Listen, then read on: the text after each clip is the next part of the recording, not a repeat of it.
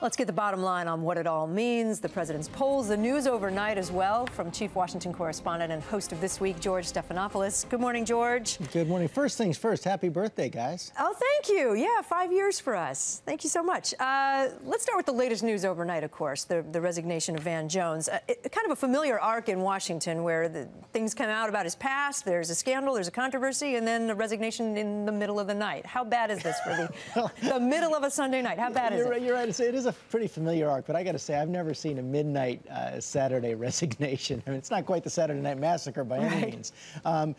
Listen, this is a summer squall.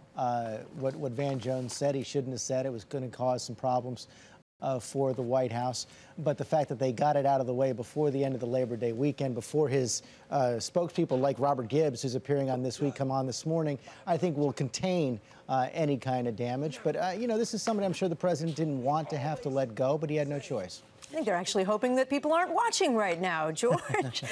President Obama speaking to a joint session of Congress on Wednesday about health care. What does he need to say there to move things along?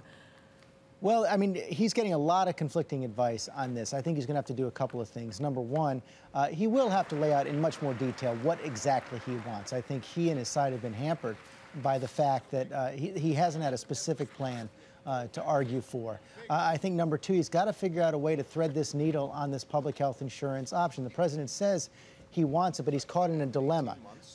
House Speaker Nancy Pelosi says there's no way a bill can pass the House without a strong public option.